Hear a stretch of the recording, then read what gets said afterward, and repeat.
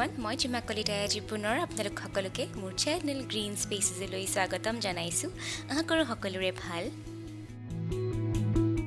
আৰু আজি বহু দিনৰ মূৰত আপোনালোকৰ ওচৰলৈ এটি নতুন ভিডিঅ' লৈ আহিছোঁ আশা কৰোঁ সকলোৱে ভিডিঅ'টি চাই ভাল পাব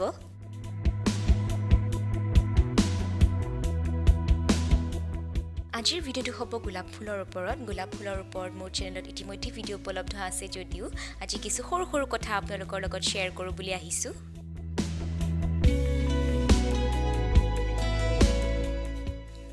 এই ভিডিঅ'ত মেইনলি মই ফোকাস কৰিম আমি গোলাপ ফুলৰ বাবে কেনে ধৰণৰ মাটি প্ৰস্তুত কৰিব লাগে আৰু কেনেদৰে ইয়াৰ মাটিৰ এচিডিক লেভেল মেইনটেইন কৰি ৰাখিব লাগে গতিকে ভিডিঅ'টো শেষলৈকে চাব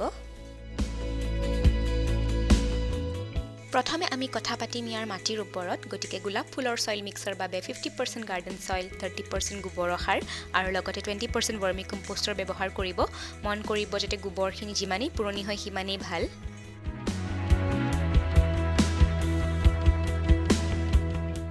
ইয়াৰ উপৰিও বহুতে বোন মিল হৰ্ন মিল আৰু সুপাৰ ফসফেট আদি ব্যৱহাৰ কৰাও দেখা যায় যদিও মই আজিলৈ কৰা নাই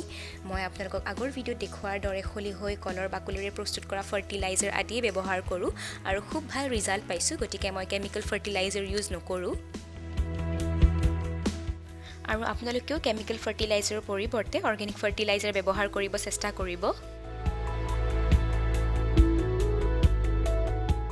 এতিয়া আহোঁ আমি পট সিলেকশ্যনলৈ গতিকে গোলাপ ফুলৰ বাবে কমেও 10 ইঞ্চিৰ পট ল'ব যাতে গছজোপা ভালদৰে বাঢ়িব পাৰে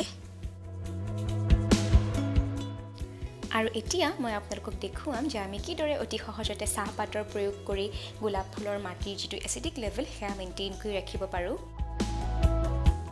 আৰু তাৰ বাবে আমি এনেদৰে 1 টেবুলস্পুন মান চাহপাত 1 লিটাৰ পানীত মিহলাই ল'ব লাগিব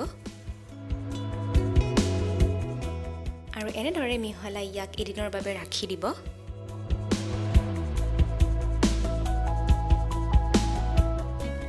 আৰু এদিনৰ পিছত আপোনালোকে দেখিব যে ইয়াৰ পানীৰ ৰংটো আগতকৈ কাঢ়া হৈ উঠিব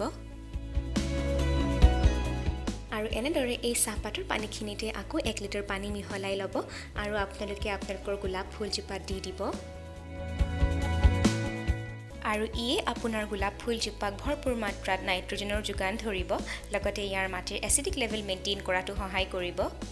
যাৰ ফলত আপোনাৰ গোলাপ ফুলকেইজোপাত খুব ধুনীয়া ধুনীয়া ফুল ফুলিব আৰু লগতে ইয়াৰ পাতৰ হেলদি গ্ৰোথ হোৱাটো সহায় কৰিব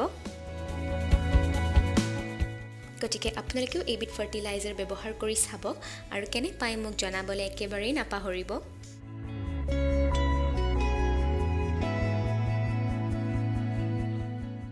এয়া আপোনালোকে দেখিছে মোৰ গোলাপ ফুল কেইজোপা খুব হেলদি হৈ আছে আৰু ফ্লাৱাৰিঙো খুব ভাল হৈ আছে